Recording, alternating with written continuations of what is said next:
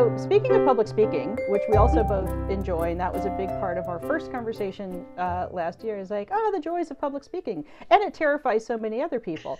Yeah, Uh, what would be, and we'll bring it back. What would be some of your Tuesday tips that you've learned in Toastmasters on public speaking or getting over nerves or just some good core techniques that work for you?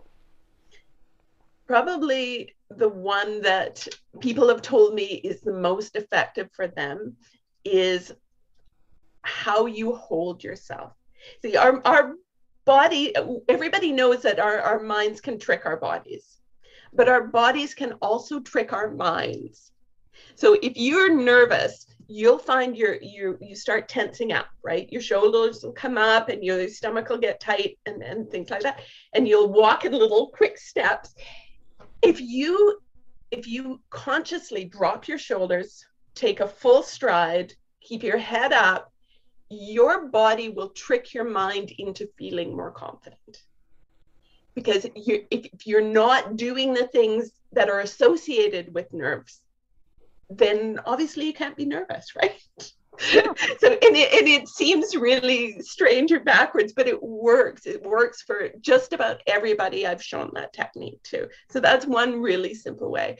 The other one, and you'll hear this everywhere you go, is know what you're going to talk about, Oh, right? Be absolutely. Know the comfortable. material. Yeah.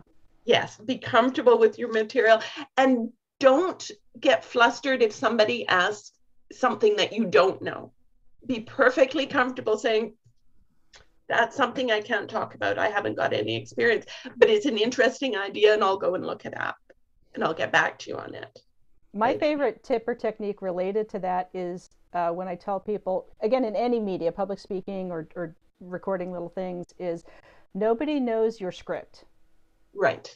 So they don't know if you miss a section. They don't know if you go out of order. They don't know if you forget a piece. Um, and everybody has ums and stumbles and frogs in their throat and needs a little sip of their tea or their water. So there's a lot of grace that an audience gives someone if you are just authentically yourself, and like you said, you know the material well enough that like, I guess I was going to do that paragraph on my index cards, but I guess I'm not, or I'll circle back to it later. That nobody knows your script. They're not following along grading you. Exactly. Exactly.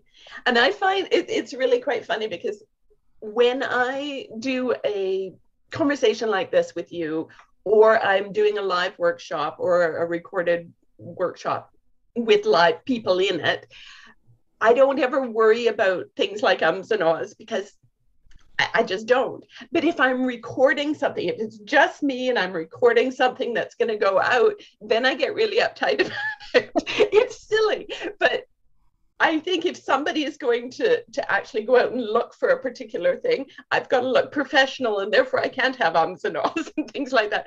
And yet I know that it's silly. We our brains can play nasty tricks on us. We're always the hardest on ourselves, and I think that's what I found teaching public speaking and improv and theater and voice in general, singing over the years, over most of my life, even longer than I've done volunteer engagement.